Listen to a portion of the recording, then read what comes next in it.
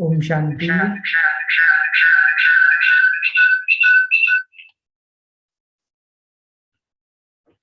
तो आज हम सबको आज के 4th एपिसोड दिव्य गुण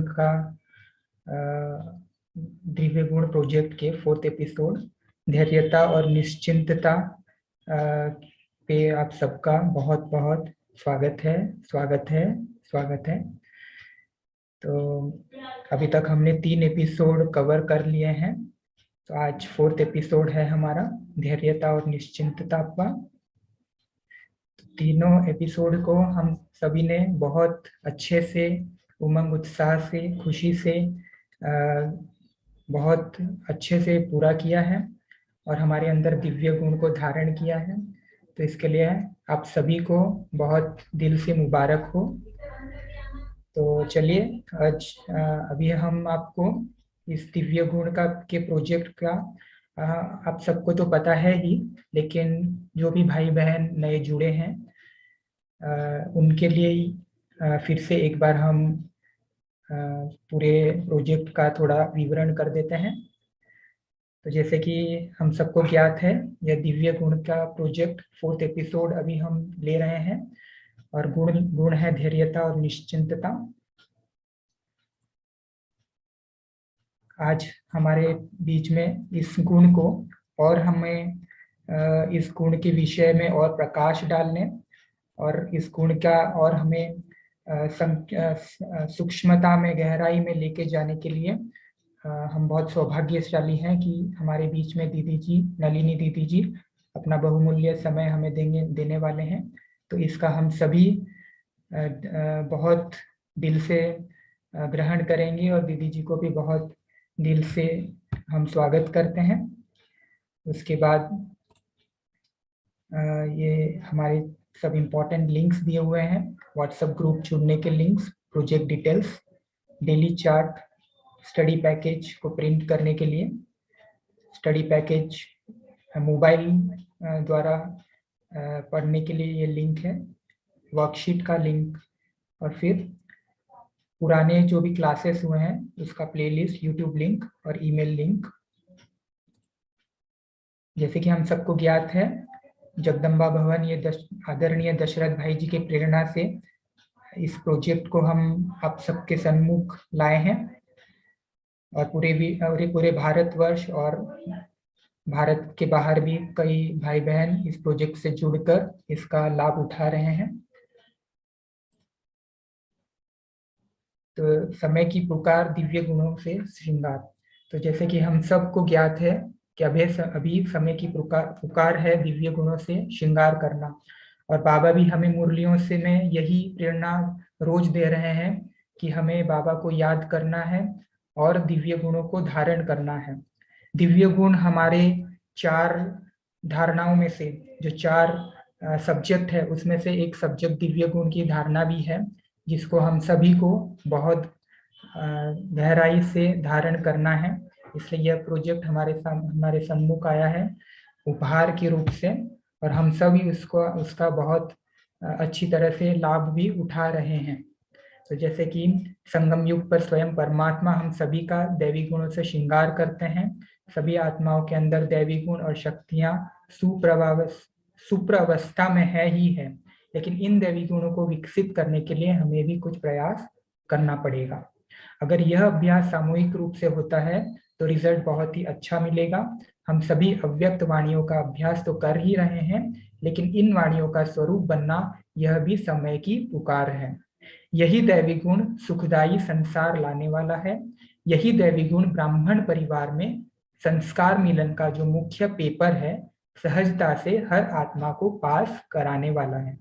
यही दैवी गुण स्वर्गीय आनंद देने का महत्वपूर्ण कार्य करने वाले हैं। साथ साथ सतोप्रधान वायुमंडल एवं पवित्रता की खुशबू फैलाने वाले दैवी गुण ही है। तो आइए आत्माओं को दैवी गुणों से भरपूर करने, संपूर्णता की और हिम्मत का एक एक कदम आगे बढ़ाने के लिए आगे बढ़ाते हैं। तो बाबा 1000 गुना मदद करने के लिए बंधायमान है। इस प्रोजेक्ट का उद्देश्य दैवी गुणों को जानना, समझना एवं प्रैक्टिस में लाना, स्वयं के पुरुषार्थ को तीव्र करने के साथ साथ औरों को भी प्रेरणा देना, प्राप्ति का विवरण करना। तो सबसे पहले जैसे दैवी गुण को हम जान रहे हैं अव्यक्त मुरली के अध्ययन के द्वारा, स्टडी मटेरियल के द्वारा उसको समझ रहे हैं और प्रैक्टिकल में चार्ट में हम भर के उसको प्रैक्टिकल में ला भी रहे हैं। स्वयं के पुरुषार्थ को भी हम तीव्र बना रहे हैं और हमारे अंदर जब दैवी गुण आते हैं तो हम दूसरों को भी प्रेरणा के स्रोत बन जाते हैं और हम रोज अपने प्राप्ति का जो भी हमारा अनुभव या एक्सपीरियंस होता है हम रोज चार्ट में भी भेजते हैं और व्हाट्सएप में भी हम भेजते हैं। तो यह प्रोजेक्ट की अवधि है, जैसे कि हम सबको ज्ञात है, ये 12 मास का प्रोजेक्ट है और ये 10 अक्टूबर से स्टार्ट हुआ है, जिसमें हमने 3 सेट देवी गुण के कवर कर लिए हैं। जैसे कि आप सबको ज्ञात है, 2-2 दिव्य गुणों की जोड़ी पर 2 सप्ताह अभ्यास हमारा रोज चलता है तथा चार्ट भी हम भर रहे हैं। 2 सप्ताह में एक बार हम सब यूट्यूब द्वारा और जूम द्वारा मीटिंग में कोई ना कोई वरिष्ठ दीदियों से या भाइयों से हम अनुभव की लेन देन करते हैं।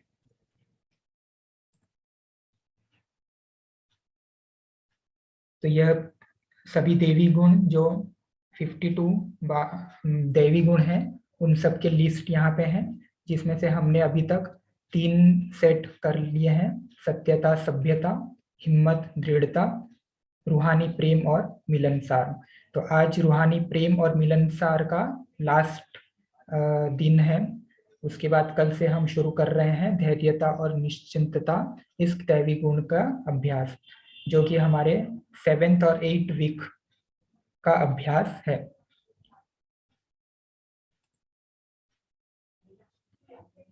अगर कोई भी नए आज भाई बहन कोई जुड़ रहे हैं या किसी को भी आप जोड़ना चाहते हैं तो उनको हम ये लिंक भेज सकते हैं या फिर व्हाट्सएप नंबर पे आप कॉल करके अपना डिटेल्स भेजकर इस ग्रुप में, इस प्रोजेक्ट में जुड़ सकते हैं। अन्यथा आप इस ईमेल में भी अपना नाम और अपना डिटेल्स हमें भेजकर इस प्रोजेक्ट में जुड़ सकते हैं।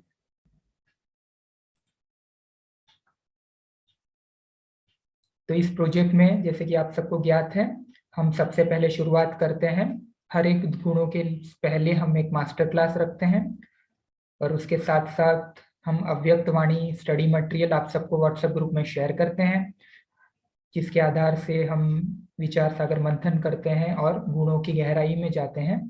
और फिर हर दिन हम चार्ट फिल करते हैं, दिन भर हमने इस गुण के ऊपर क्या अभ्यास किया है और हमारा अनुभव क्या रहा, उसको हम चार्ट में लिखते हैं और फिर हम जर्नलिंग करते हैं, विचार सागर मंथन करके वर्कशीट भी भरते हैं और फिर हम अपना अनुभव शेयर करते हैं व्हाट्सएप ग्रुप में या फिर हम चार्ट में भी अपना अनुभव शेयर कर सकते हैं। और फिर क्वेश्चन आंसर, अगर आपको कहीं पे भी कुछ क्वेश्चंस या कुछ प्रश्न उत्पन्न होते हैं तो आप व्हाट्सएप के कोई जो भी एडमिन है उनके साथ आप कांटेक्ट कर सकते हैं या फिर आपको कांटेक्ट नंबर हम लास्ट में शेयर करेंगे, उनको भी आप कांटेक्ट करके कोई भी प्रश्न का उत्तर आप ले सकते हैं। तो आज जैसे कि मास्टर क्लास का इस प्रकार से विभाजित किया गया है, जैसे कि 40 मिनट ये क्लास चलेगा, उसके बाद 10 मिनट प्रोजेक्ट का विवरण चल रहा है और फिर 10 मिनट हम सवाल जवाब करेंगे, 10 मिनट योग अभ्यास कराएंगे दीदी जी हमको और फिर 10 मिनट इस सप्ताह का जो अभ्यास रहेगा उस विषय में हम चर्चा करेंगे।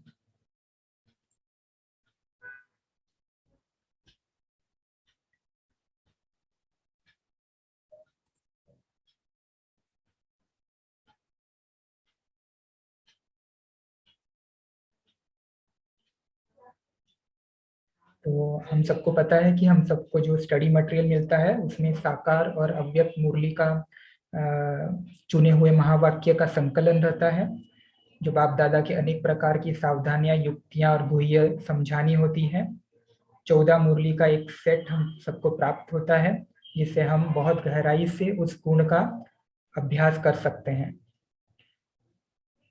और यह आप सबको व्हाट्सएप ग्रुप या ईमेल द्वारा मिल जाते हैं। उसके बाद हम जैसे अभ्यास करते हैं वर्कशीट के ऊपर, तो वर्कशीट भी हम सबको व्हाट्सएप ग्रुप में शेयर किया जाता है, जिस वर्कशीट में प्रत्येक गुणों के 2 से 4 पन्ना या 8 से 10 प्रश्न लिखे होंगे। वर्कशीट का प्रिंट निकालकर इस सप्ताह आपको जब भी समय मिले आप अपने हाथों से उन प्रश्नों के उत्तर लिखें। अगर आपको स्पेस थोड़ा कम मिल रहा है वर्कशीट में, तो आप अपने डायरी में या नोटबुक में भी उस प्रश्नों का उत्तर लिख सकते हैं, और फिर आप उसको भविष्य में संकलन करने के लिए एक फाइल में भी पंच करके रख सकते हैं। डेली चार्ट फिलिंग, जैसे कि हम सब डेली चार्ट भर ही रहे हैं, विभिन्न मूल्यों के लिए अलग अलग चार्ट हम सबको शेयर किया जाता है। आसान अभ्यास के लिए चार्ट केवल 5 अंक तक सीमित होगा, तो ये बहुत आसान चार्ट रहेगा, कोई भी हम आराम से उसको कर सकते हैं। 5 पॉइंट्स भर्ती करने में ज़्यादा टाइम, ज़्यादा से ज़्यादा 10 मिनट्स के अंदर हो जाता है। और फिर हम सबको चार्ट ऑफलाइन पीडीएफ फॉर्म में भी रहता है और गूगल फॉर्म में भी चार्ट हम सबको प्राप्त होता है, जिसको हम आसानी से भर्ती कर सकते हैं।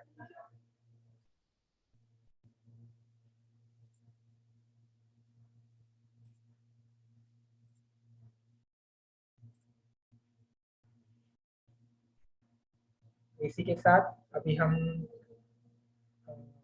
ज़्यादा समय ना लेकर आगे का सेशन में आगे बढ़ते हैं। तो हम सबके बीच में नलिनी दीदी जी हैं, तो उनका परिचय वैशाली दीदी जी मीरा सोसाइटी से मैं उनको आमंत्रण करता हूं। वैशाली दीदी जी हमें उनका परिचय देंगे। ओम शांति। ओम शांति। ओम शांति।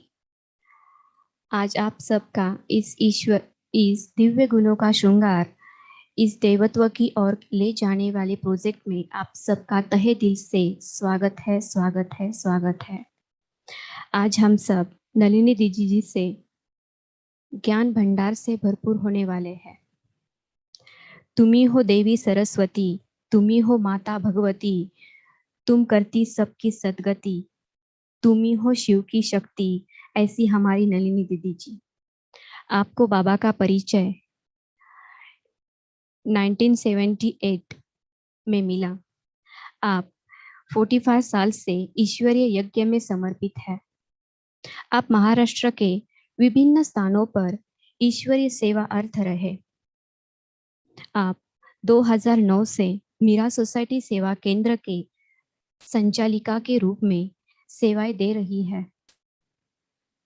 आपके प्रेरणा से एवं मार्गदर्शन में 100 से अधिक कुमार कुमारियों ने अपना जीवन ईश्वरीय यज्ञ में समर्पित किया है, जैसे कि ज्ञान सरोवर, पांडव भवन, शांतिवन में और अलग अलग सेंटरों पर भी।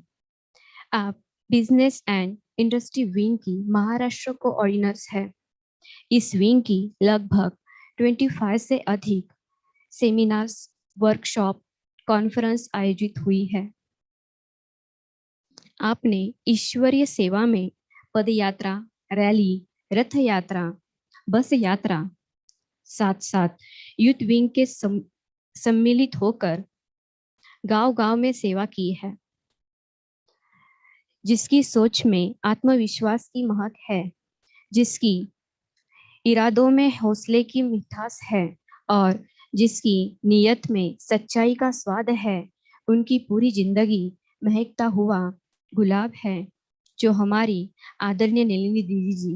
नलिनी दीदी से निवेदन करूंगी कि धैर्यता और निश्चिंतता के ऊपर हम सबको भरपूर करें। अच्छा, ओम शांति। नलिनी दीदी।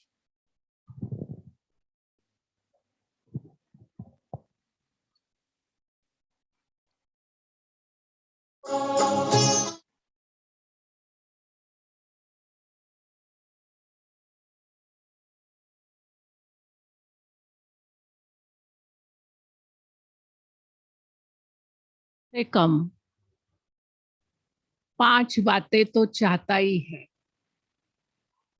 जैसे हमारे हाथ में 5 अंगुलियां होती है और 5 अंगुलियों के सहयोग से हर कार्य सहज होता है।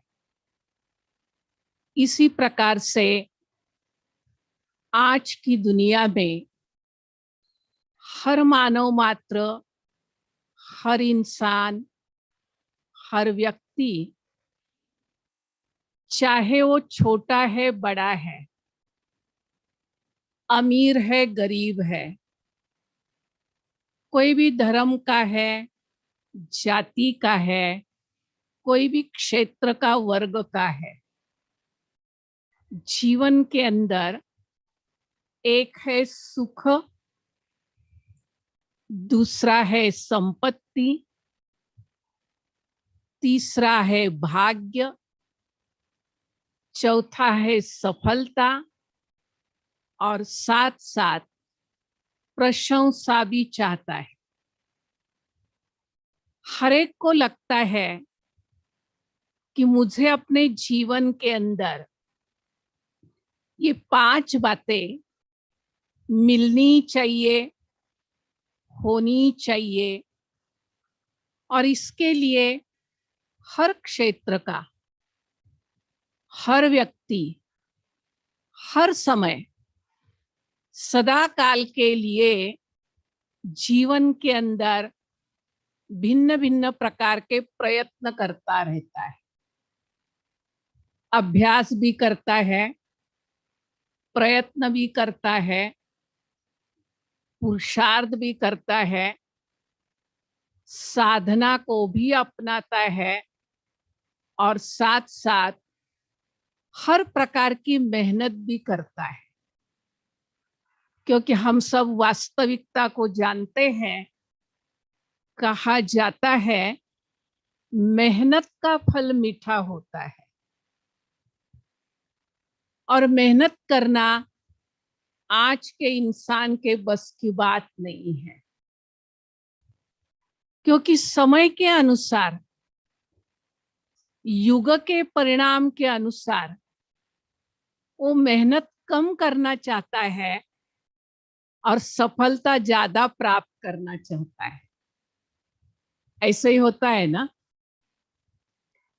भल कहते हैं मेहनत का फल मीठा होता है। जीवन के अंदर हम देखते हैं कि मेहनत के साथ साथ मनुष्य को अपने जीवन के अंदर धीरज रखना, धैर्यशील होना, धीरोदत्त बनना बहुत बहुत आवश्यक है, अति आवश्यक है। क्योंकि धीरज का भी फल मीठा होता है। हम सभी सत्यता को स्वीकार करते हैं कि जैसे हम अपने जीवन के अंदर चाहते हैं, वैसे तो हर बात अपनी अनुकूलता के अनुसार, अपनी पसंदी के अनुसार, अपनी मान्यताओं के अनुसार, अपने सोच के अनुसार कभी 100% होती नहीं है। व्यक्ति, परिस्थिति, आने वाली प्राकृतिक आपदाएं, हर बातों का हमें सामना करना पड़ता है। और सामना करते करते हम जो चाहते हैं, हमने जो जीवन का लक्ष्य बना के रखा है, हम जिस मंजिल को हासिल करना चाहते हैं, उसके अंदर कई प्रकार की बातें सामने आती रहती है। और कभी कभी हमारा मन कहता है कि जो हमने किया उसका फल तुरंत मिलना चाहिए। अब ये कैसे हो सकता है? परंतु इंसान तो इंसान है ना। वो अपने इच्छाओं के वश है, वो अपने संकल्पों के वश है, वो परिस्थितियों के वश है, वो व्यक्तियों की मान्यता के प्रभाव के वश है, और इसीलिए सदा ही चाहता है मैं जो कहता हूं सबको मानना चाहिए, मैं जो करता हूं वो सब राइट है, मैं जो बताता हूं वही ठीक है, और इसकी रिजल्ट मुझे जल्द से जल्द इसी तरह से होनी चाहिए। अब इच्छा तो ठीक है, संकल्प भी स्वाभाविक है, परंतु इस युग का नाम ही है कलयुग,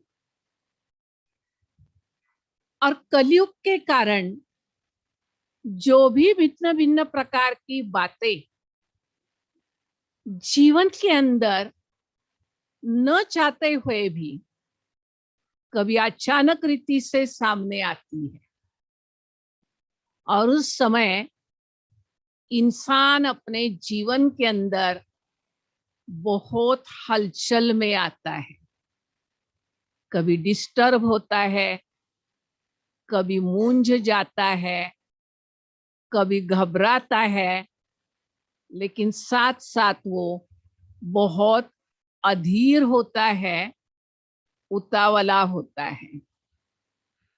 तो मराठी में एक कहावत है, धीर धरे रे धीरज पोटी, फळे रसाळ गोमटी।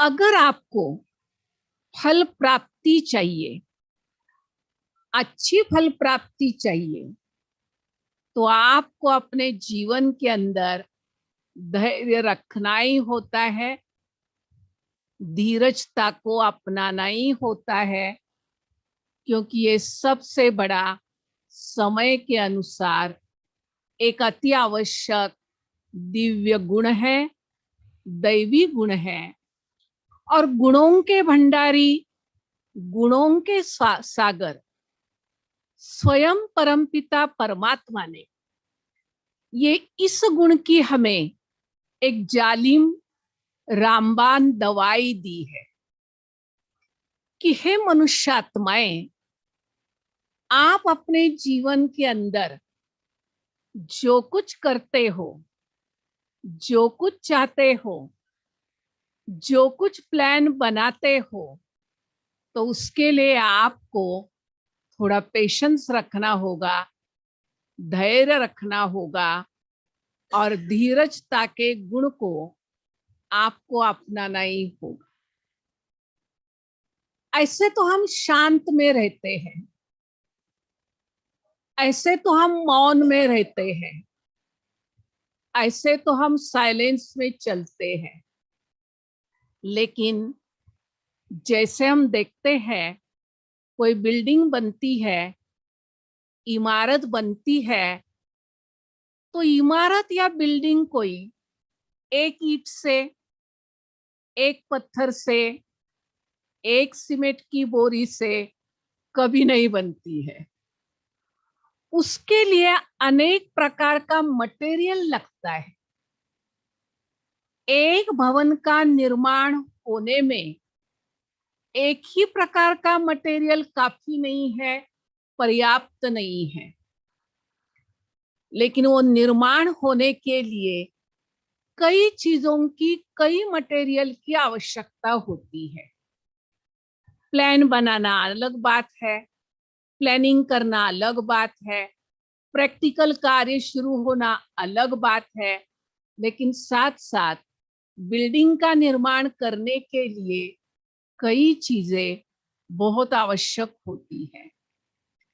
इसी प्रकार से अगर हमें मनुष्य से देवता बनना है, दिव्यत्व की ओर जाना है, देवत्व को धारण करना है, और अपने कल्प पहले वाले पूज्य स्वरूप को प्राप्त करना है, तो एक ही गुण नहीं, अनेक गुणों की धारणा को हमें बहुत अटेंशन देना है।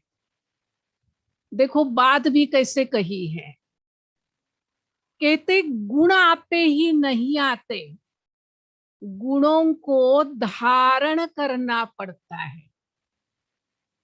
गुण आपे ही नहीं आते, गुणों को धारण करना पड़ता है। और कहते विकार आपे ही आते हैं, विकारों को छोड़ना पड़ता है, त्यागना पड़ता है ना मजे की बात। दैवी गुण आपे नहीं आते हैं, वैसे तो वो हमारे आत्मा के अनादि आदि संस्कार है, लेकिन समय के अनुसार वो अभी मर्ज रूप में है और उनका कोई हमें संपूर्ण ज्ञान नहीं है कि मैं कौन हूं, किसकी संतान हूं। तो गुणों को पुरुषार्थ करने का, धारण करने का निरंतर जीवन के अंदर अभ्यास करना होता है। अभ्यास करना होता है, ड्रिल करनी होती है, अनुभव भी करना पड़ता है। और दिव्य गुणों की धारणा के लिए हमें विषय विकारों को शत्रु समझकर, दुश्मन समझकर उनको छोड़ना पड़ता है, त्यागना पड़ता है और उनके ऊपर विजय प्राप्त करनी होती है। अवगुणों को, तमोगुणों को हमें योग बल से निकालना पड़ता है और इसके लिए हमें इन गुणों का महत्व समझना बहुत जरूरी है।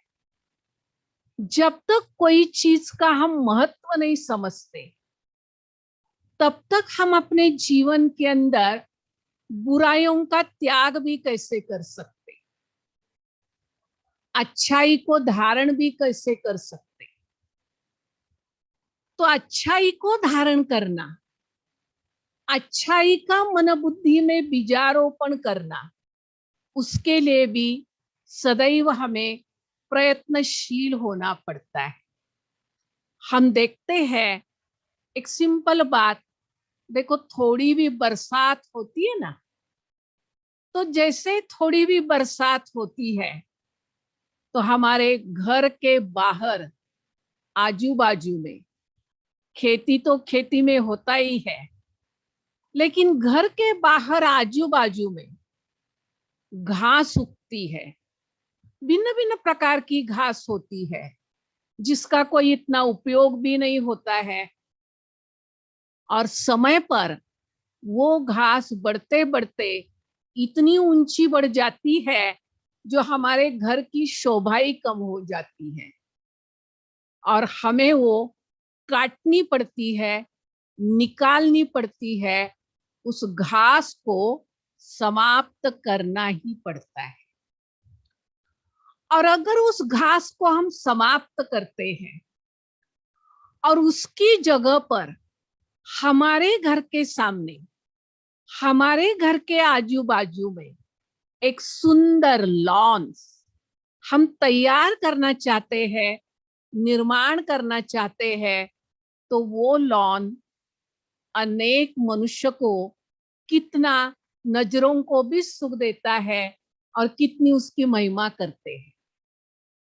अरे एक समय पर इसी जगह पर कितना बड़ा बड़ा घास उग गया था और अभी देखो यहाँ के रहने वालों ने मेहनत करके घास को काट दिया और कितना अच्छा एक लॉन निर्माण किया।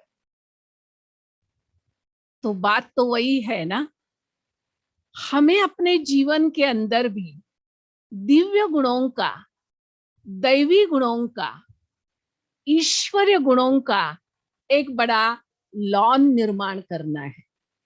आज की दुनिया में देखते हैं ना, पहले तो क्या होता था, कई वर्ष पहले सिर्फ मंगल कार्यालय बनते थे।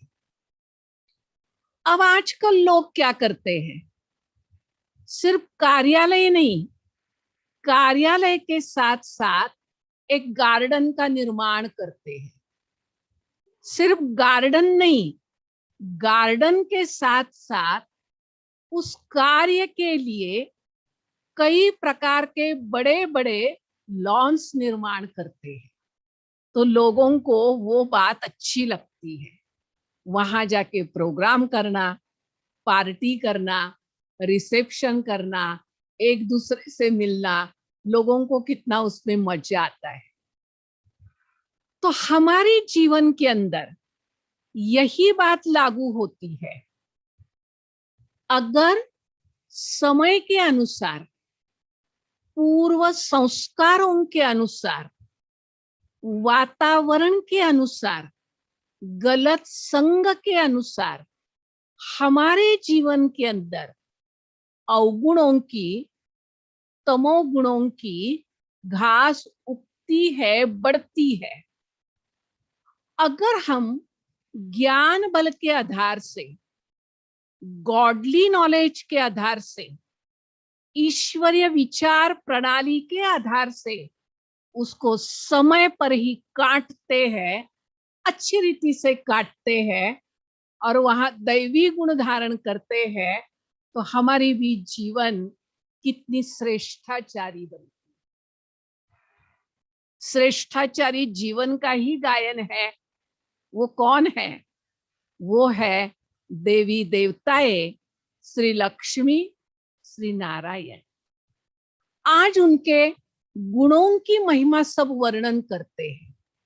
कितने शास्त्र, कितनी कथाएं, कितनी दंत कथाएं, कितने दृष्टांत, कितने त्योहार, कितने मंदिर दैवी गुणों की महिमा के कारण बने।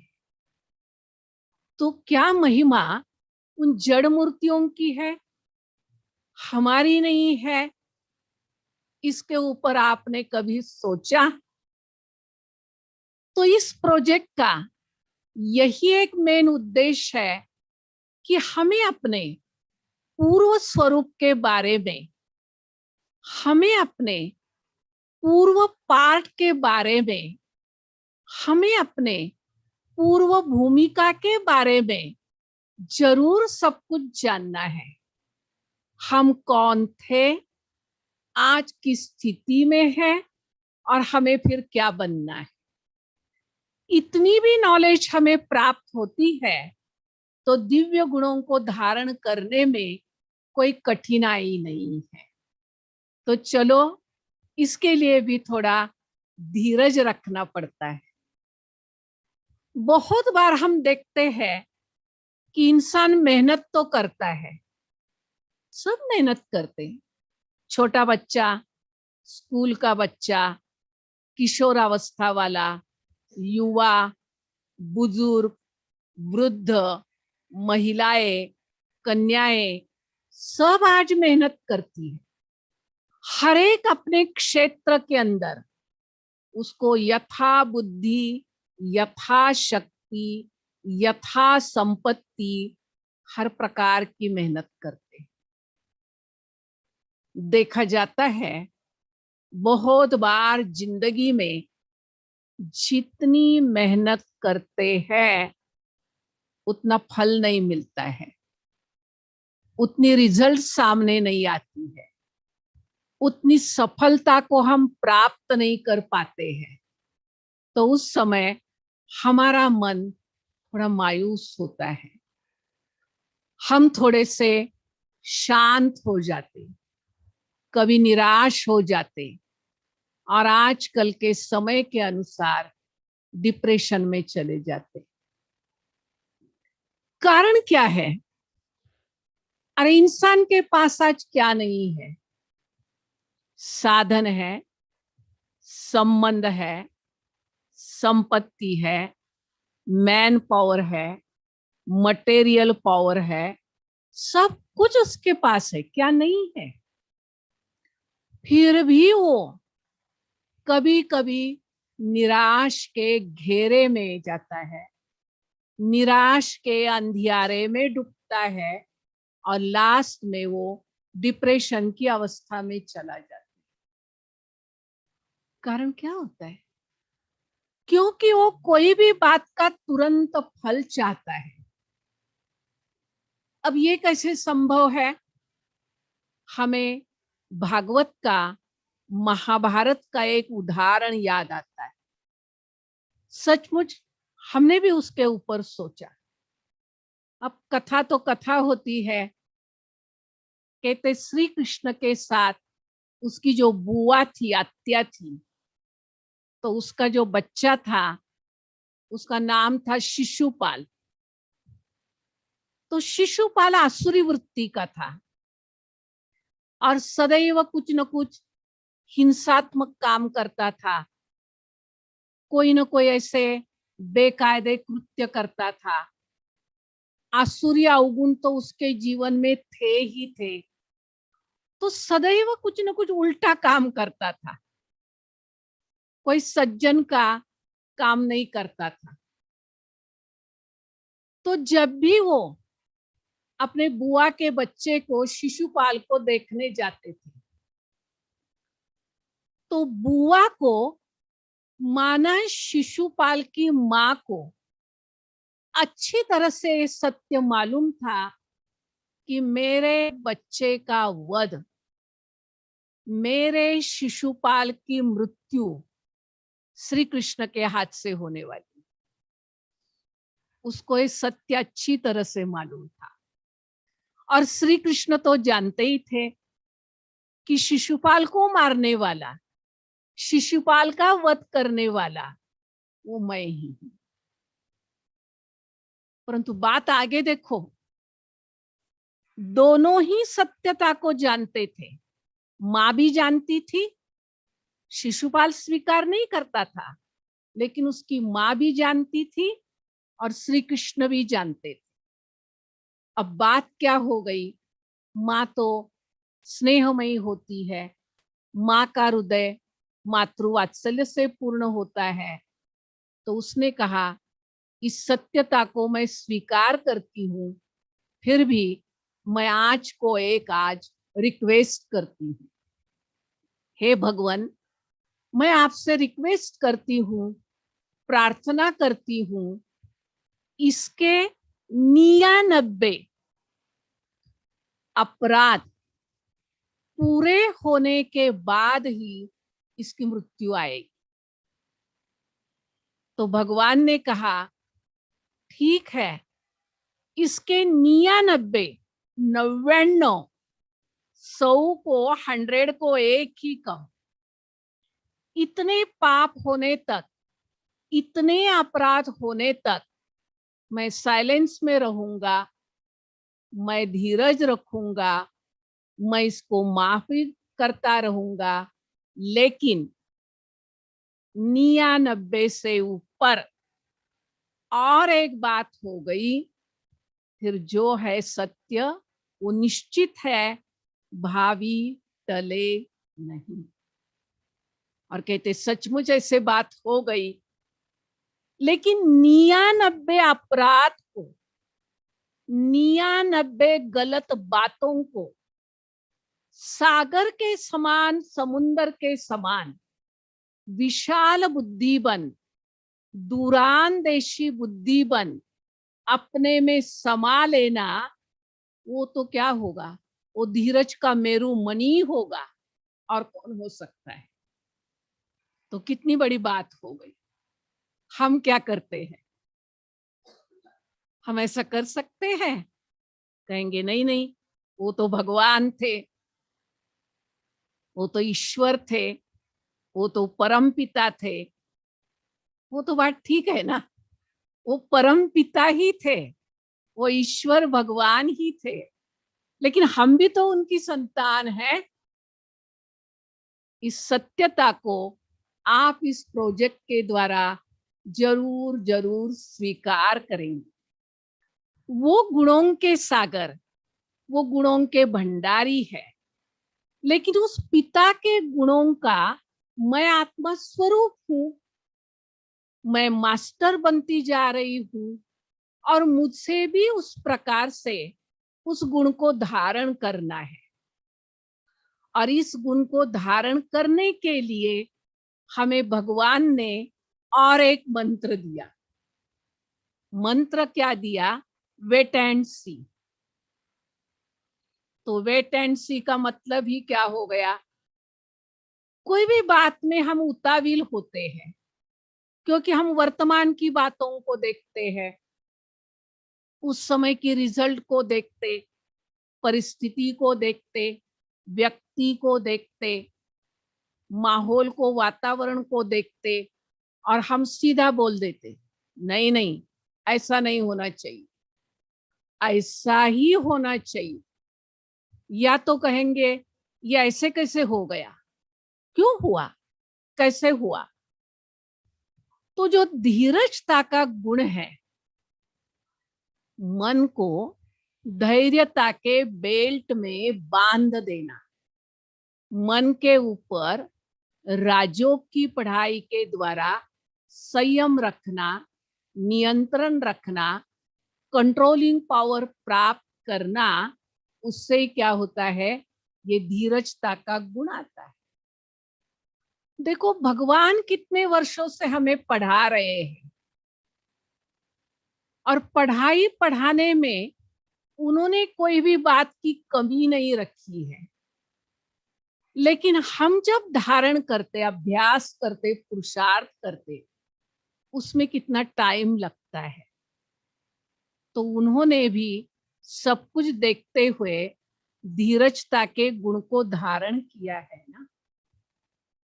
मराठी में एक कहावत है, कहते हैं उतावेळ नवरा गुडघ्याला बाशिंग। ऐसी पुरानी कहावत है। मतलब कोई भी बात में अगर हम जल्दबाजी करते हैं, ऐसे नहीं है कि बहुत सोचने से बहुत काम कर सकते हैं, होता है ना। अधीरता के कारण, उताविलपने के कारण मनुष्य ऐसा समझता है कि ये बात बहुत कठिन है, तो सोचता रहता है, सोचता रहता है, सोचता रहता है। परंतु जितना जितना टू मच सोचता है, बात तो कोई सुलझती नहीं है, राइट आंसर नहीं मिलता है, और ये क्या होता है? प्रश्नों के जंगल में फंस जाता है। अब जंगल से कैसे निकलेंगे? तो उसके लिए पहले जीवन के अंदर धैर्यता को, धीरजता को धारण करना बहुत जरूरी है। क्योंकि कई बातें जीवन में ऐसी होती है जो हमारे मन की पसंदी के अनुसार नहीं होती है। और कैसे हो सकती है?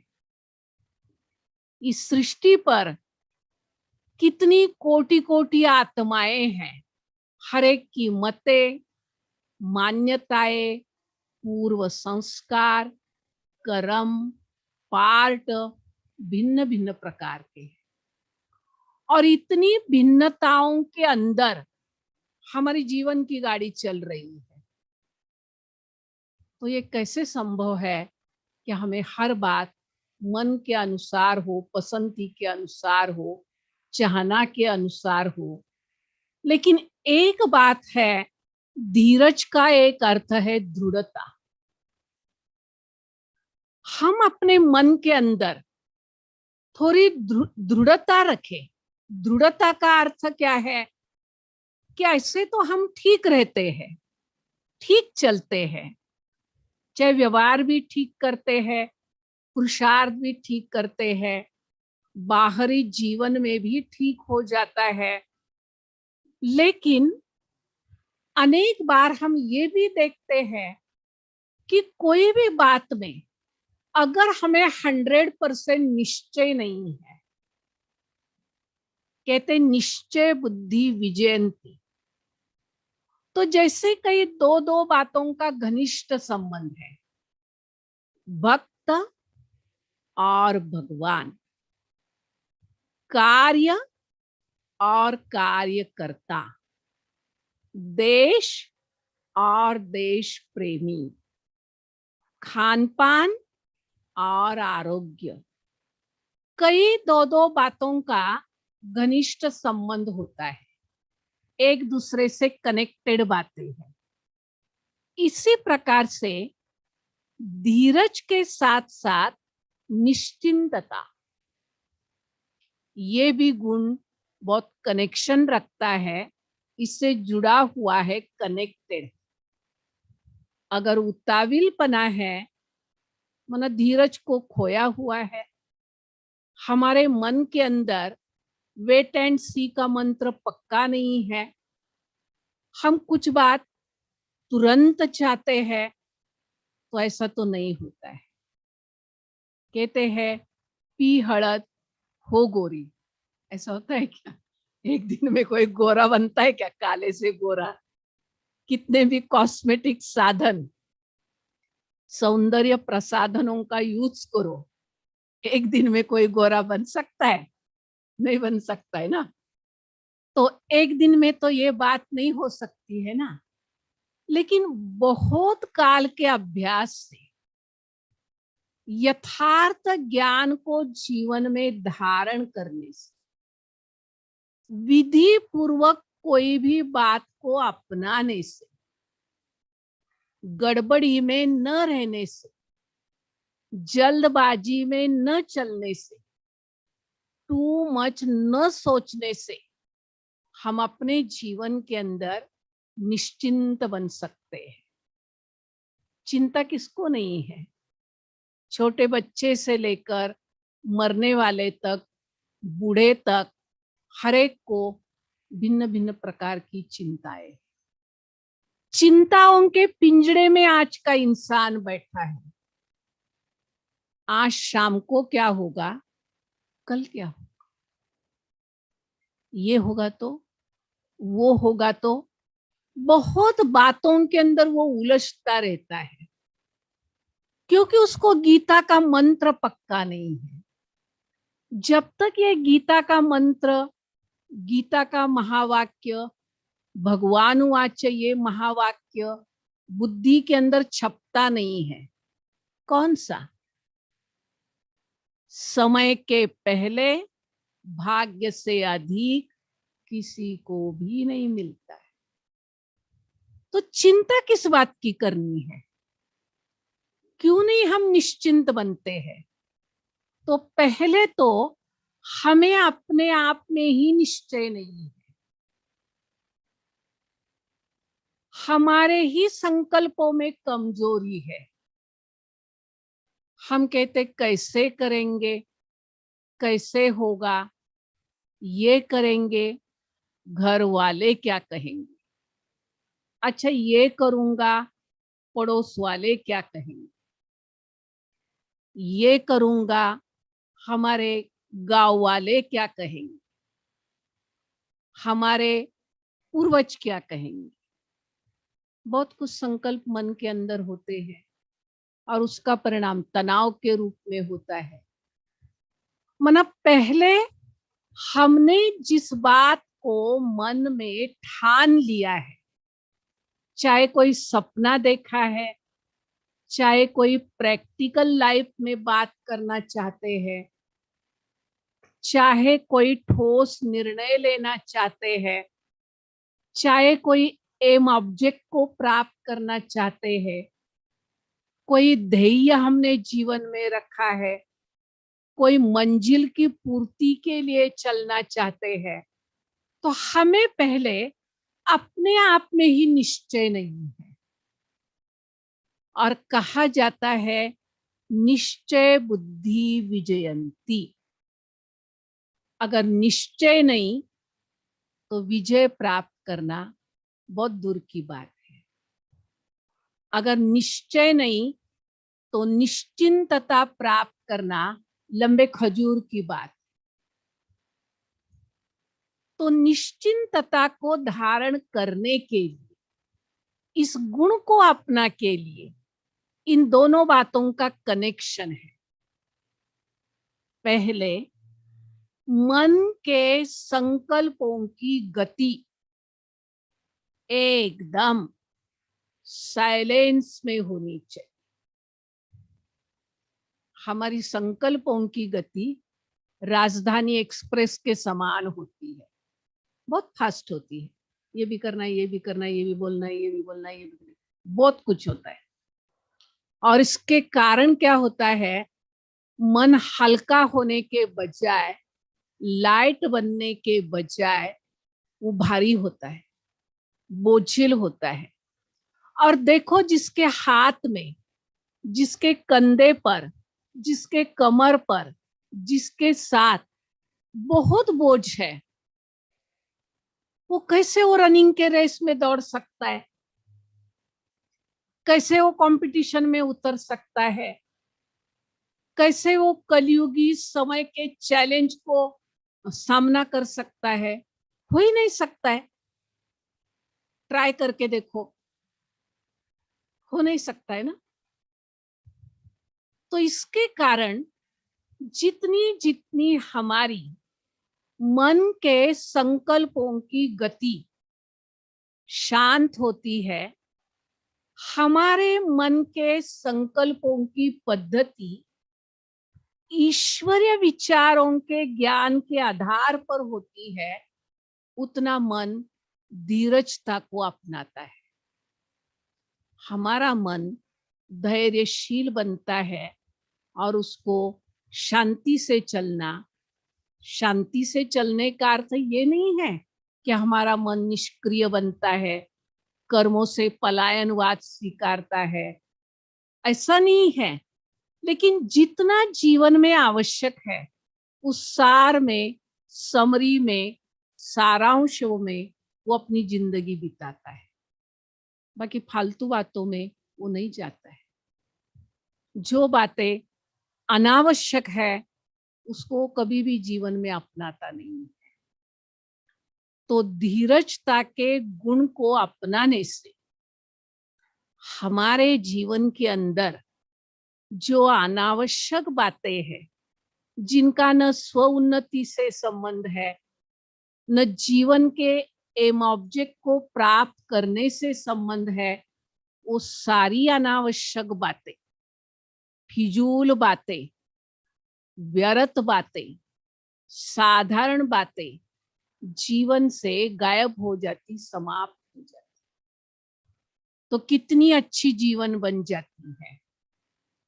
तो इसीलिए उस धैर्य को हमें सदा काल के लिए धारण करना पड़ता है। देखो, एक युद्ध के मैदान में या मिलिट्री के अंदर अगर हम कोई भी घटना का, प्रसंग का, समय का, कर्तव्य का भान नहीं रखते हैं और उतावील हो जाते हैं, तो रिजल्ट क्या होगी?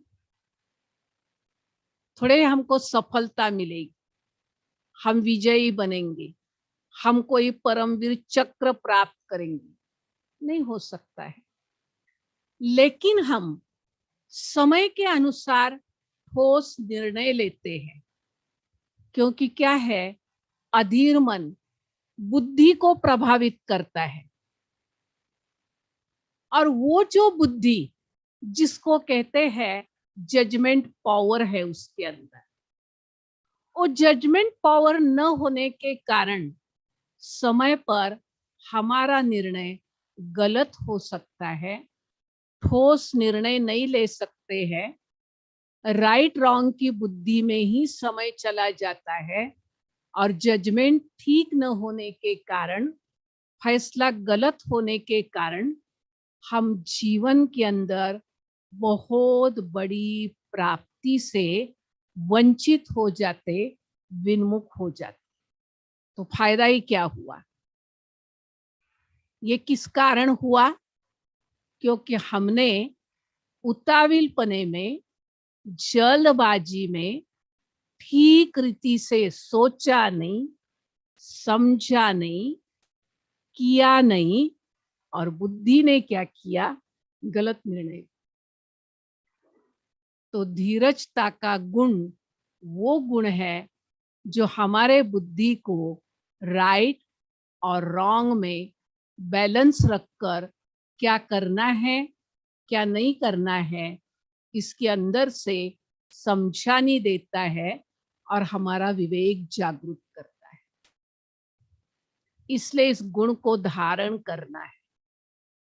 तो जितना जितना धीरजता को धारण करते हैं, तो कई बार हम जीवन के अंदर देखते हैं, कई बातें सामने ऐसी आती है, उसका निर्णय तुरंत करना होता है, लेकिन सभी बातों का निर्णय तुरंत करना नहीं होता है। हमें कभी सोचने के लिए, समझने के लिए प्रकृति, भगवान, समय, हमें समय भी देते हैं और उसका हमें सदुपयोग करना होता है। कई बातें मन के अंदर इस प्रकार से उत्पन्न होती है कि जो हम अपनी जीवन का बहुत सा समय वेस्ट कर देते हैं, व्यर्थ बातों में गवाते हैं, और व्यर्थ बातों में समय गवाने के कारण वो जो समय की शक्तियां हैं वो हमारे हाथ से निकल जाती है, और समय की शक्ति हमारे हाथ से निकल गई तो हम कोई भी आने वाले फ्यूचर में अधिकार नहीं प्राप्त कर सकते। वो सुअवसर हम अपने हाथों से खो देते हैं। इसके कारण पेशेंस रखना पड़ता है। जैसे हम देखते हैं पेशेंट और पेशेंस, तो एक पेशेंट कितनी भी होपलेस केस है, डॉक्टर को अंदर से उसकी सारी रिजल्ट मालूम है, लेकिन वो अंत तक रिजल्ट मालूम होते हुए भी वो हर प्रकार का प्रयत्न करता है, हर प्रकार का इलाज करता है, हर प्रकार की उस पेशेंट को ठीक करने के लिए, बीमारी से मुक्त करने के लिए वो हर प्रकार की युक्ति रचता है। तो यहाँ भी ब्रह्मा कुमारी विद्यालय के अंदर जो ईश्वरीय ज्ञान पढ़ाया जाता है, जो राजयोग सिखाया जाता है, तो उस ज्ञान सागर शिव बाबा ने हमें कितने ज्ञान बिंदु दिए, हमें कितने महावाक्य सुनाए, हमें कितने सुविचार दिए, हमें कितनी ज्ञान प्रणाली सिखाई, जिसके आधार पर हम अपने जीवन के अंदर धीरजता को कायम रख सकते, शाश्वत रूप में अपना सकते, क्योंकि हमें तीनों कालों का ज्ञान मिला है।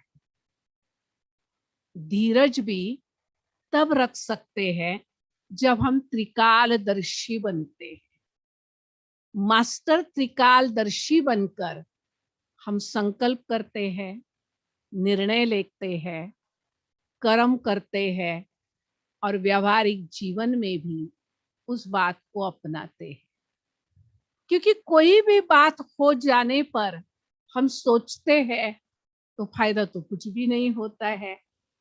कहते हैं मुख की कमान से निकला हुआ तीर और पिंजड़े से उड़ा हुआ पंछी और हाथ से, जीवन से निकली हुई समय की घड़ियां कभी वापिस नहीं आती।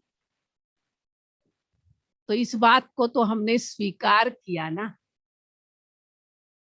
और अगर इस बात को हमने स्वीकार किया तो हर बात हमें शांति से करनी है, धैर्य चित होकर करनी है। देखो शब्द ही क्या कहते, धैर्य चित। मानो उस समय हम धीरज को धारण नहीं कर सकते, कोई चिल्ला रहा है, कोई बात सामने हो रही है, उस समय इस गुण को हम सेकंड में धारण नहीं कर सकते। गुणों को धारण करने का अभ्यास भी हमें बहुत समय से, बहुकाल से चाहिए। जैसे हम देखते हैं एक मधुमक्खी होती है, तो मधुमक्खी क्या करती है, ऐसे थोड़े वो शहद का स्टॉक जमा होता है, एक एक फूलों पर बैठकर वो एक एक शहद का बूंद चूसती है। और एक एक शहद का बूंद चूस चूस कर जो इतने बूंद का एक स्टॉक बनता है, वो कहते मधाचं पोळं. तो कैसे बना? एक एक फूल पर बैठने का वो पुरुषार्थ करती रही, उससे वो चूसती रही और उसका एक बड़ा स्टॉक बन गया. इसी प्रकार से देवता बनने के लिए, देवत्व धारण करने के लिए हमारी वृत्ति मधुमक्खी के समान चाहिए. हर एक से हम उस गुण को धारण करते रहे, चाहे वो महापुरुषों की जीवन कहानी है. हमारे सामने तो दो चैतन्य मूर्तियां हैं, हमारे स्नेही ब्रह्मा बाबा और हमारी मीठी मातेश्वरी जगदम्बा. मातेश्वरी का चित्त कितना धैर्य चित्त था. उनके अंदर तो ये स्वाभाविक गुण था, उनका तो ये स्वरूप ही था. उन्होंने तो स्थिति ही बनाई थी. कभी उनके जीवन के अंदर एक सेकंड भी उतावलीपना नहीं देखा.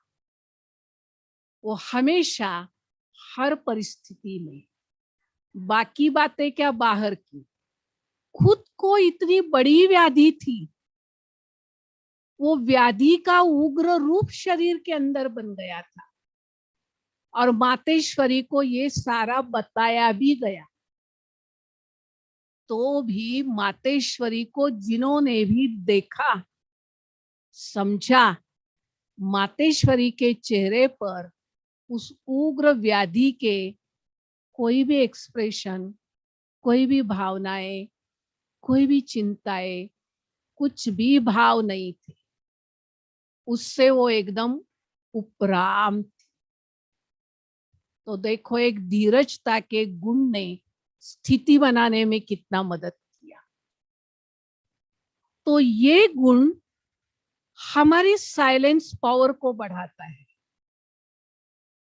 हमारे अंदर की जो अंतर्मुखता की स्थिति है उसको कायम करने में, स्ट्रांग करने में, मजबूत करने में मदद करता है. और समय पर तो हर एक को फल प्राप्ति होनी है. कभी वर्तमान में, जैसे भगवान कहते हैं कि मनुष्य जब एकदर्शी बनता है तो वर्तमान की बातों को देखता है. हो सकता है कभी उसको ऐसा समझ में आता है, वो ऐसा सोचता है, इसमें तो मेरा पाई का भी फायदा नहीं हुआ, मेरा तो कल्याण ही हुआ, नुकसान ही हुआ. लेकिन अनादि अविनाशी नाटक के अनुसार ये जो संगम का समय चल रहा है, ये कल्याणी समय है, कल्याणकारी समय है, कल्याण युग है. तो अगर इस बात में हम निश्चय रखकर निश्चिंत हो जाते हैं, इस बात का निश्चय हमारा बढ़ता रहता है कि परम पिता परमात्मा विश्व कल्याण के अर्थ अवतरित हुए. परम पिता परमात्मा सारे सृष्टि का, प्रकृति के 5 तत्वों सहित कल्याण कर रहे. इंसान का तो, मुझ आत्मा का तो कर ही रहे हैं. अगर ये संपूर्ण निश्चय मुझे आत्मा में है तो मेरे अंदर वो निश्चिंतता आती है.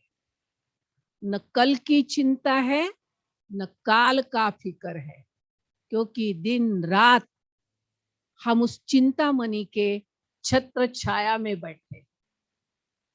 दिन रात उसके प्रेम की, उसके उपकार की बरसात हमारे ऊपर हो रही. वो लुटा रहा है, वो दे रहा है, हमें सिर्फ लेना है, इतना ही पुरुषार्थ करना है.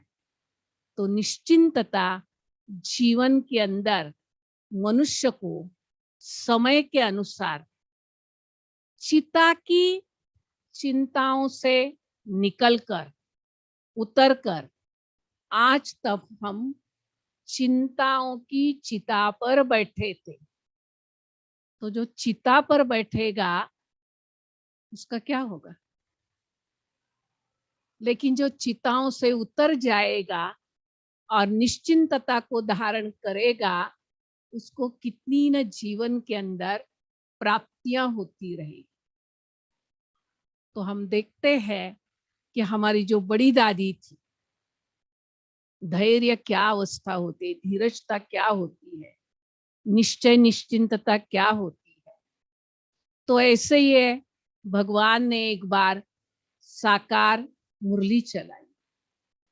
मुरली के अंदर भगवान ने महावाक्य कहे, शिव बाबा ने, कि अर्जुन मेरे ढेर बच्चे आने वाले हैं, उन सब बच्चों का आपको प्रबंध करना पड़ेगा। तो हमारी जो पूर्व प्रशासिका, जो डॉक्टर दादी राजयोगिनी प्रकाश मणि जी थे, तो उनके अंदर तो ये बात हमने पल पल देखी। उन्होंने कितने अपने अंदर धीरज को अपनाया था और वो हर बात में निश्चिंत रहती थी, कभी वो टू मच सोचती नहीं थी।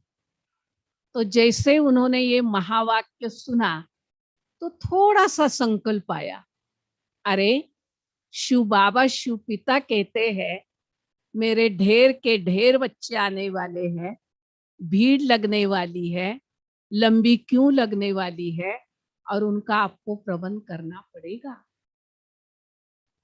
तो दादी जी थोड़ा सा रात को थोड़ा सोच चला, थोड़ा नाम मात्र संकल्प चला। अब इतने सारे बच्चों का प्रबंध करना है तो क्या करना पड़ेगा। लेकिन दूसरे तीसरे दिन हमारा जो आज का शांति वन है, उस समय तो वो पूरा निर्माण हुआ ही नहीं था। लेकिन वहां एक भाई आता था जो ऊपर हमारे पांडव भवन में दूध भी देता था।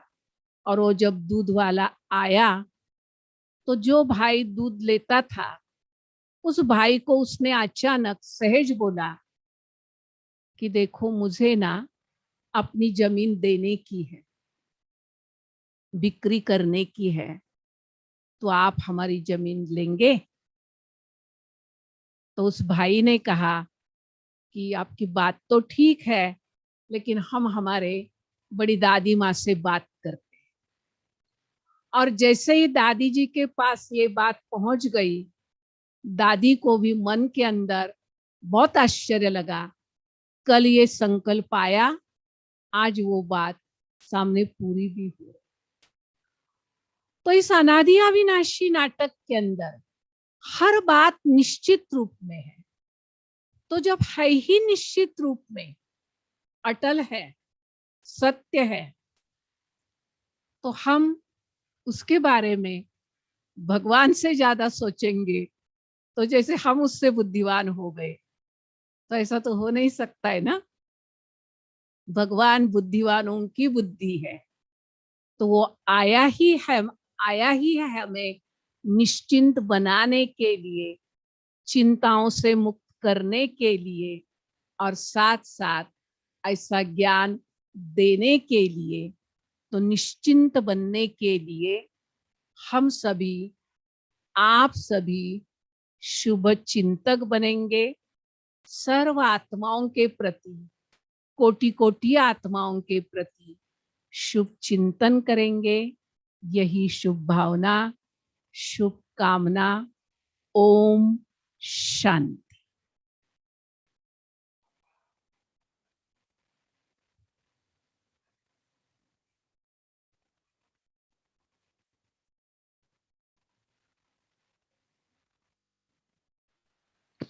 ओम शांति। बहुत बहुत शुक्रिया दीदी जी। बहुत ही गहराई से आपने न केवल धीरज और निश्चिंतता, इन दिव्य गुणों पर मार्गदर्शन किया, बल्कि उससे जुड़े दिव्य गुणों को भी कैसे इमर्ज करना है वो भी बताया। तो कितना सुंदर संगम योगी समय है, और हम सभी भी कितने सौभाग्यशाली है जो आप जैसे महान विभूति द्वारा हमें पावरफुल गाइडेंस भी मिला, और बहुत सारे एग्जाम्पल से आपने उन्हें स्पष्ट भी किया, और ज्ञान के खजानों की वर्षा से हम सभी को भरपूर कर दिया। तो बहुत बहुत शुक्रिया आपका। अभी हम नेक्स्ट पार्ट की ओर बढ़ेंगे। विकास भाई, प्लीज आप स्क्रीन शेयर करोगे? तो बिफोर चार्ट हम कुछ कहना चाहेंगे। थोड़ा जो हर रोज मॉर्निंग में जैसे हम हर उस दिन का स्टडी मटेरियल, साकार और अव्यक्त मुरली का स्टडी मटेरियल, मुरली रिकॉर्डिंग और दिव्य गुणों पर कमेंट्रीज ग्रुप में पोस्ट की जाती थी, तो हम सबकी आदरणीय ब्रह्म कुमारी सुनंदा दीदी जी के सुझाव अनुसार उसमें हम थोड़ा चेंज कर रहे हैं। तो इंस्टेड ऑफ मॉर्निंग के बजाय हम एक दिन पहले रात में ही सब मटेरियल जो भी है, मुरली है या रिकॉर्डिंग या फिर जो है कमेंट्रीज ग्रुप्स में पोस्ट की जाएगी, ताकि हम सभी अमृत वेले से पहले या अमृत वेले के बाद जब चाहे उस पर स्टडी कर सके या योग कर सके और किसी को भी वेट ना करना पड़े। ओके, तो अभी हम चार्ट देखेंगे। Just minute.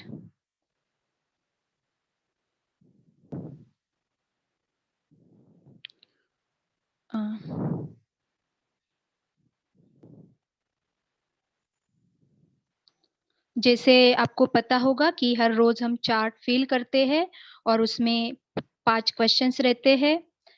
हर रोज रात को सोने से पहले वो चार्ट कंपलसरी हम सभी को भरना है और उस पे मार्क्स भी है। तो इस समय भी जैसे धैर्यता और निश्चिंतता पे हम चार्ट भरेंगे। 21 नवंबर से 4 दिसंबर तक हमारा ये प्रोजेक्ट, ये जो है धैर्यता और निश्चिंतता, इन गुणों पर हमें अभ्यास करना है। तो इसमें हमारा फर्स्ट क्वेश्चन है, आज पूरे दिन मैंने संकल्प, बोल और कर्म में कितने प्रतिशत धैर्यता के गुण का अटेंशन रखा। तो जैसे दीदी जी ने भी अपने क्लास में बताया कि जीवन में धीरज रखना अति आवश्यक है। तो धैर्यता माना पेशेंस या धीरज, तो ये गुण को आत्मसात करने के लिए हम सभी हमारे हर संकल्प, बोल और कर्म पर अटेंशन रखेंगे और इसका आंसर हम परसेंटेज में लिखेंगे। ओके, जैसे यहाँ पे दिया है परसेंटेज। और जैसे ये चार्ट है ऑफलाइन चार्ट, सेम इसी प्रकार आप जैसे ज्यादातर भाई बहनें गूगल फॉर्म ही प्रेफर करते हैं, तो सेम चार्ट आपको गूगल फॉर्म में भी रहेगा। ओके, हम सेकंड क्वेश्चन देखेंगे। क्या ड्रामा की हर सीन साक्षी हो देख मैं निश्चिंत रहा? तो आपको इसका आंसर यस और नो में देना है। क्वेश्चन है, क्या ड्रामा की हर सीन साक्षी हो देख मैं निश्चिंत रहा, या किसी बात में हलचल या घबराहट तो नहीं हुई? तो इसका आंसर आपको देना है। तो जैसे हम इन दिव्य गुणों का अभ्यास करेंगे, तो साक्षी दृष्टा होकर ड्रामा की हर सीन को देखना है।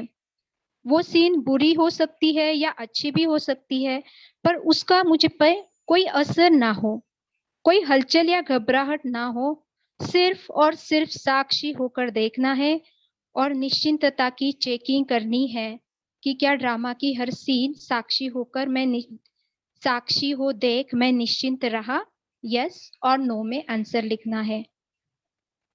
नेक्स्ट क्वेश्चन नंबर 3 है, आज मैं स्वयं पे, बाप पे और ड्रामा पे निश्चय बुद्धि होकर हर कार्य करते हुए निश्चिंत रहा।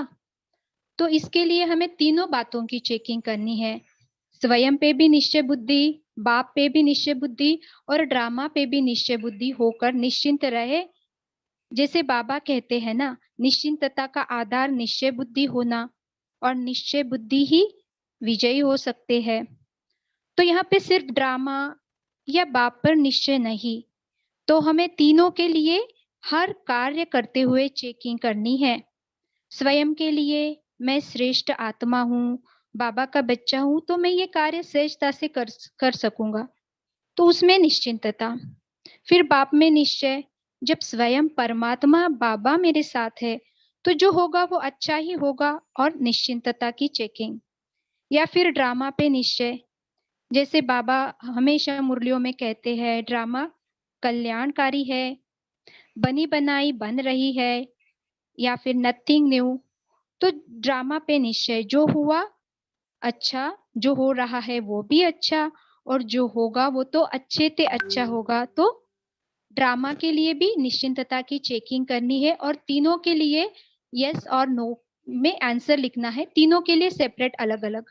ओके, वो आपको और अच्छे से आपको गूगल फॉर्म में समझ में आएगा।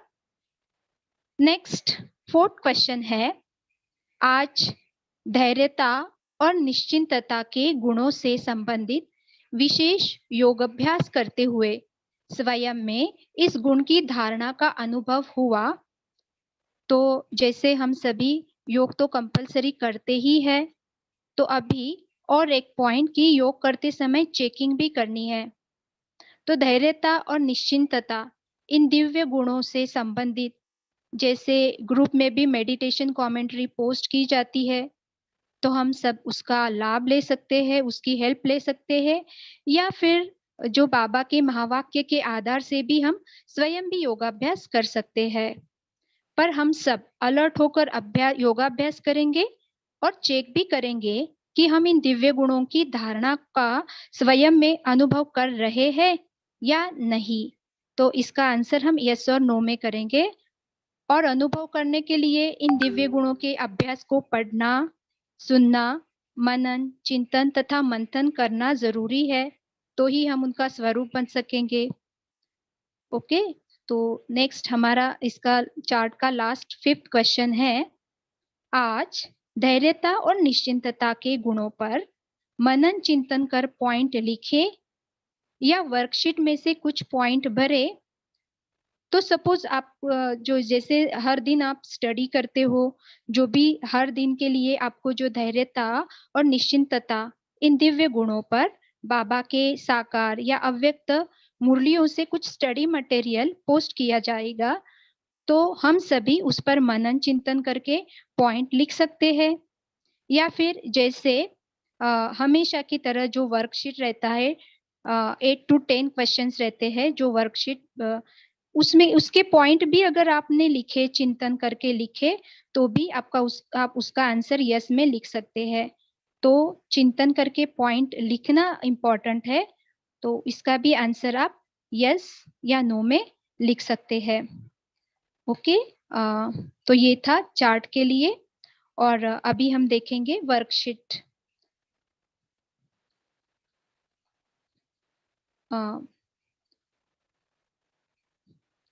और एक बात हम बताना चाहेंगे कि जैसे आप ऑनलाइन और या ऑफलाइन चार्ट फिल करते हो, जिसमें 5 क्वेश्चन वो रहते हैं, वो सोने के पूर्व आपको फिल करना ही है। पर अभी जो हम ये वर्कशीट देखेंगे, तो ये वर्कशीट आपको कंपलसरी रोज फिल करने की जरूरत नहीं है। ये 14 डेज में आप किसी भी दिन या फिर 2-3 दिन लेके, या फिर लास्ट के दिन या बीच में आप कभी भी ये फिल कर सकते हैं। इस वर्कशीट की आप प्रिंट आउट निकाल सकते हैं, या चाहे तो आप अपने डायरी में भी नोट कर सकते हैं। वर्कशीट सबमिट करने की जरूरत नहीं है। वो पॉइंट्स हमें पर्सनल ग्रोथ के लिए फ्यूचर में यूजफुल रहेंगे। तो इसके लिए ये वर्कशीट और वर्कशीट के क्वेश्चन ज्यादातर जो मुरलियां आपको सेंड की जाएगी, जो स्टडी मटेरियल, तो उसमें से कुछ कुछ पॉइंट्स आपको बहुत ही यूजफुल रहेंगे। हम सभी को वो पॉइंट्स बहुत यूजफुल रहेंगे। तो और कुछ पॉइंट्स ऐसे हैं कि जो हमारे जीवन से भी रिलेटेड है, तो उसका भी आंसर हम मनन चिंतन के रूप में लिख सकते हैं। तो वर्कशीट में फर्स्ट क्वेश्चन है, धैर्यता और निश्चिंतता इन दिव्य गुणों का उपयोग आप अपने जीवन में कहाँ और कैसे करेंगे। तो यहाँ पे प्लेस भी छोड़ा है, जगह है धैर्यता के लिए और निश्चिंतता के लिए आप कहाँ यूज करते हैं, और सेकंड है आप कैसे यूज करते हैं। ओके, नेक्स्ट सेकंड क्वेश्चन है, निश्चय बुद्धि की निशानी है कि वे निश्चिंत होंगे। तो इस पर चिंतन कर 5 वाक्य लिखिए। तो इस पर हमें चिंतन करना है और कोई भी 5 वाक्य लिखने हैं। अगर आपको प्लेस सफिशिएंट नहीं है तो आप डायरी में भी लिख सकते हैं। Okay, now next question number 3, जैसी स्मृति वैसी स्थिति। तो बाबा हमेशा कहते हैं जैसी स्मृति वैसी स्थिति। तो इस स्लोगन द्वारा आप स्वयं को कैसे निश्चिंत बना सकते हैं, इस पर विचार सागर मंथन कर लिखे। तो इस स्लोगन पर आपको विचार सागर मंथन कर लिखना है कि आप स्वयं को कैसे निश्चिंत बना सकते हैं।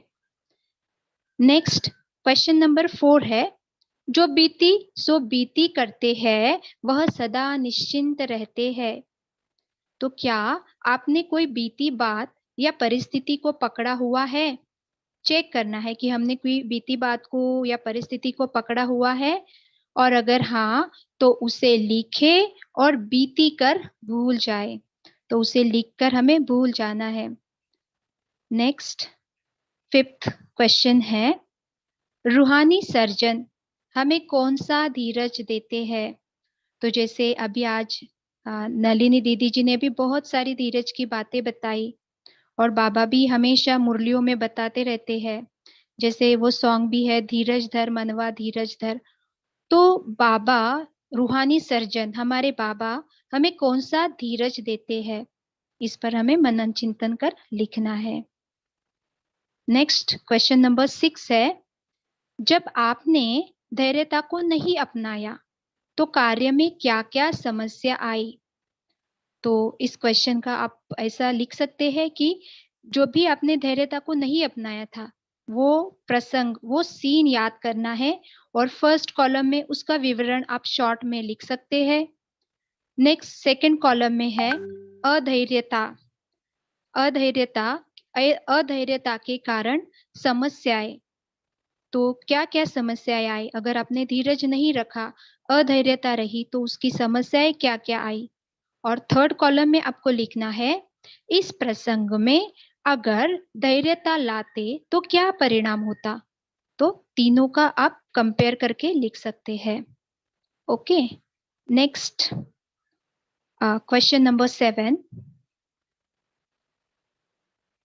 क्वेश्चन नंबर 7 है, जैसे मुरलियों में आता है या फिर जो भी आप स्टडी मटेरियल से मुरली पढ़ोगे उसमें भी ये मुरली हमने कंसिडर किया है। तो विकार 7 क्वेश्चन ऐसा है, विकारों रूपी सांप को भी शैया बनाने वाले विष्णु के समान सदा विजयी निश्चिंत भव। विकारों रूपी सांप को भी शैया बनाने वाले विष्णु के समान सदा निश्चिंत भव। तो ये वरदान बाबा हमेशा देते हैं।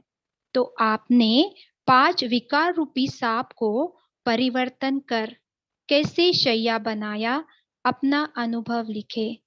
तो हर एक विकार दिया है, काम, क्रोध, लोभ, मोह, अहंकार, इस पर आपको आपका अनुभव शेयर करना है। Next question.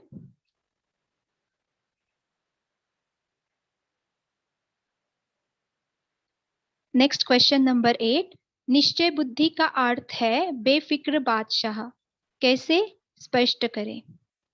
Next question number 9 है, निश्चिंत आत्मा के 3 स्लोगन कौन कौन से है, लिखे। तो आपको स्लोगन लिखने हैं जो भी आपको पता है निश्चिंत आत्मा के ऊपर। एंड लास्ट क्वेश्चन है, निश्चिंत आत्मा की निशानियां क्या होगी, एक शब्द में लिखे। तो निश्चिंत आत्मा की निशानियां एक ही शब्द में आपको लिखनी है। ओके, तो ये था वर्कशीट, और इसके बाद हम थोड़ा सा गो थ्रू करेंगे जो पीडीएफ मटेरियल, स्टडी मटेरियल आपको सेंड किया जाएगा। तो वो इस प्रकार है, स्टडी पैकेज 4th वीक के लिए कंटेंट है, जैसे आप देख सकते हैं डे 21 नवंबर से स्टार्ट हो रहा है, और उसमें अव्यक्त मुरली भी है, या कुछ अव्यक्त मुरली से या कुछ साकार मुरलियों से कुछ सिलेक्टेड मटेरियल यहाँ पे दिया है। जैसे आप डे 1 का मटेरियल देख सकते हैं, अव्यक्त वाणी है, संकल्प की गति धैर्यवत होने से लाभ, तो उस पर जो 7 मार्च 1982 की बाबा ने जो अव्यक्त मुरली चलाई थी वो बहुत डीप मुरली है। और उसके बाद नेक्स्ट है 20 फरवरी 2005 की अव्यक्त मुरली है। दिल से मेरा बाबा कहो और सर्व अविनाशी खजानों के मालिक बन बेफिक्र बादशाह बनो। तो इस अव्यक्त मुरली पे जो निश्चिंतता पे बाबा ने मुरली चलाई है और इसके साथ ही वरदान भी दिया है, निश्चिंतता पे वरदान। और उसके साथ जो विशेष यहाँ पे हमने दिया है कि हम दोनों गुणों पर जो है दैवी गुण धैर्यता और निश्चिंतता, इन पर जो भी मुरली है उसमें से स्वमान लिए है। फॉर एग्जाम्पल यहाँ पे फर्स्ट स्वमान है मैं मास्टर सर्वशक्तिमान आत्मा हूँ, और सेकंड स्वमान है निश्चिंतता पर मैं बेफिक्र बादशाह हूँ। तो पूरा दिन हम इन स्वमानों का अभ्यास करेंगे। और उसके साथ अभ्यास भी दिया है, जो अभ्यास मुरली जो भी आपको अव्यक्त वाणी या साकार वाणी जिसका भी आप अभ्यास करेंगे उसी से जो प्रैक्टिकल एक होमवर्क की तरह एक अभ्यास हम लेंगे। तो अभ्यास है आज पूरा दिन हम संकल्प और वाणी पर अटेंशन रखेंगे, पूरा दिन आशीर्वाद के संकल्प करेंगे और बोलेंगे। तो ऐसे हर दिन के लिए 2 स्वमान और अभ्यास दिए हैं जिसका हम पूरा दिन प्रैक्टिस करेंगे ताकि हम उन दिव्य गुणों का स्वरूप बन सके। अच्छा, शुक्रिया। ओम शांति।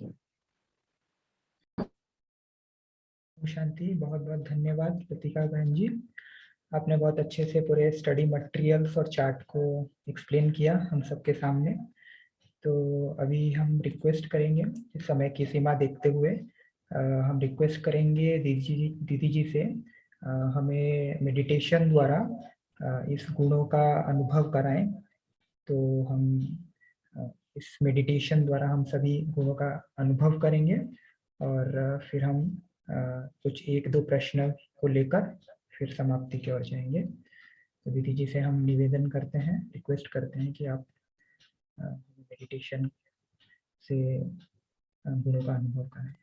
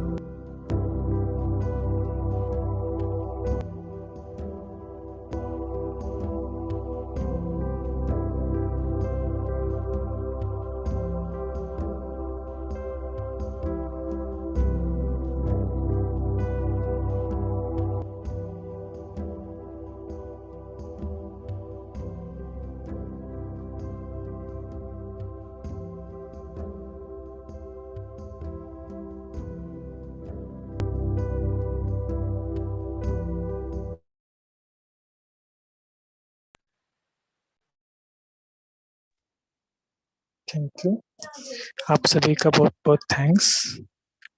तो हम कल से ये प्रोजेक्ट फिर से स्टार्ट, जो नया जो हमारा टॉपिक है उसे स्टार्ट करेंगे। सभी को बेस्ट ऑफ लक और फिर आगे के लिए भी थैंक्स।